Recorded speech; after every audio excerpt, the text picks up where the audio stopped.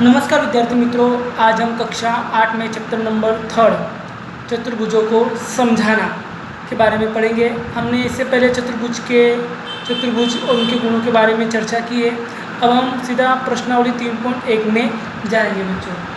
अब देख रहे हो प्रश्नावली 3.1 में हमें प्रश्न पूछा गया है कि यहाँ पर कुछ आकृति दी गई है, जैसे कि आप पहली आकृति देख रहे हो, दूसरी, तीसरी, चौथी, 5, 6, 7, 8 आदि आकृति आप दिखाई दे रहे हैं।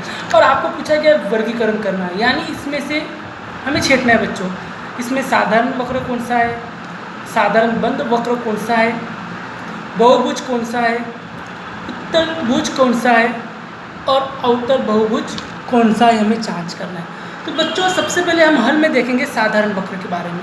साधारण वक्र में देखिए तो पहला जो चित्र दिखाई दे रहा है वो साधारण वक्र का है, दूसरा भी साधारण वक्र का है।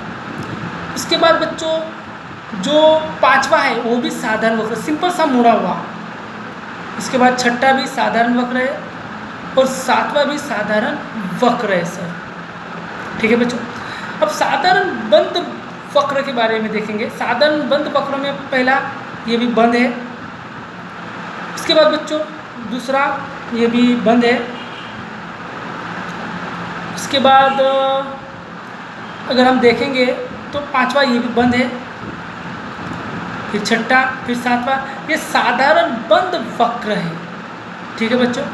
अब बहुभुज की बात करते हैं, बहुभुज के बारे में। बहुभुज में जैसे कि पहला बहुभुज है, दूसरा भी बहुभुज है और चौथा भी बहुभुज है, यानी जिसकी भुजाएं अधिक होती है वो। उत्तल बहुभुज, उत्तल बहुभुज में बच्चों नंबर 2 आता है और अवतल बहुभुज में बच्चों पहला और चौथा आता है।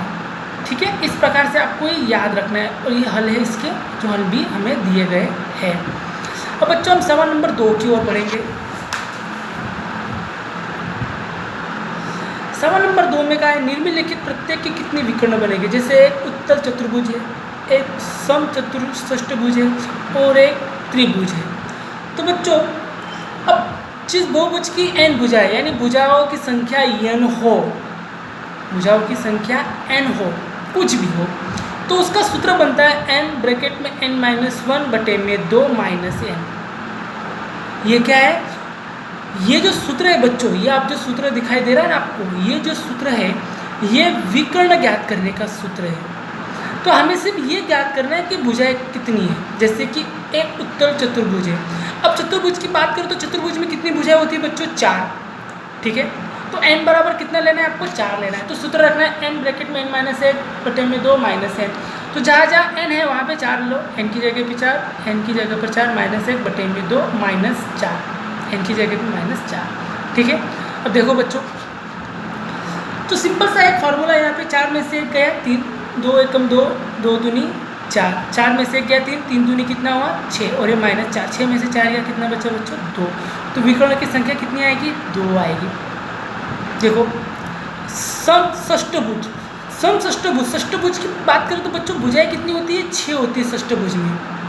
ठीक है, तो ये सूत्र रख दो, जहाँ जहाँ n है वहाँ पे 6 लगा दो। तो 2 एकम 2, 2 त्रिक 6, 6 में से 1 गया 5, 5 त्रिक 15 माइनस 6, 15 में से 6 गया 9। ठीक है बच्चों। अब देखो सूत्र सेम। अब भुजाओं की संख्या कितनी नहीं, 3, 3 कैसे, त्रिभुज की 3 भुजाएं होती ना बच्चों। हमें त्रिभुज के बारे में पूछा गया तो त्रिभुज की कितनी भुजा हुई, 3। सूत्र रखो, n की जगह पे 3 3 लगाते जाओ। 3 में से 1 गया 2, 2 2 कैंसल, बचेगा ये 3 और ये -3 वो अलग से, 3 में से 3 गया 0। ठीक है बच्चों।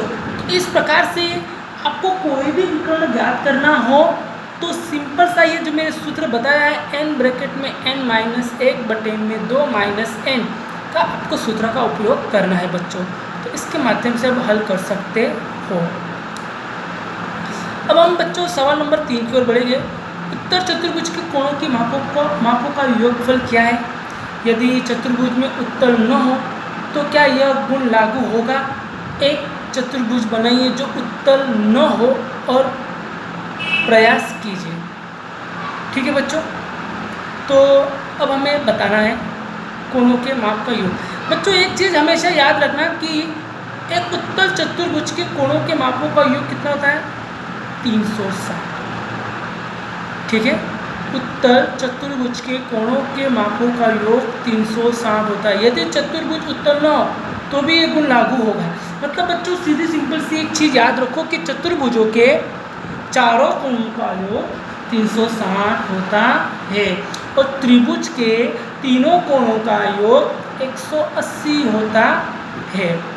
अब जैसे कि एक आकृति मुझे दी है, ठीक है, अब मुझे क्या चौथे प्रश्न में क्या पूछा गया? एक तालिका की जांच कीजिए और प्रत्येक आकृति में बाकी और कोणों का योगफल ज्ञात कीजिए। मुझे जैसा कि एक आकृति दी है और हमें इसके कोणों को माप ज्ञात कर रहे हैं। ये सीधा सा सिंपल सा सूत्र है बच्चों, याद रखना हमेशा। 3 भुजा हो तो तीनों भुजाओं में जो कोण होते हैं वो 3 होते हैं और तीनों कोणों का योग कितना होता है? 180 होता है। ठीक है, अगर 4 भुजा हो तो उसका सूत्र क्या है? 180 गुना 2 कर दो। ठीक है, या फिर 4 में से 2 गुना 180 करोगे तो भी आपको पता चल जाएगा। n बराबर कितना लेना है बच्चों? 4 लेना है। n माइनस 4 गुना 180 का ये फार्मूला भी कहते हैं।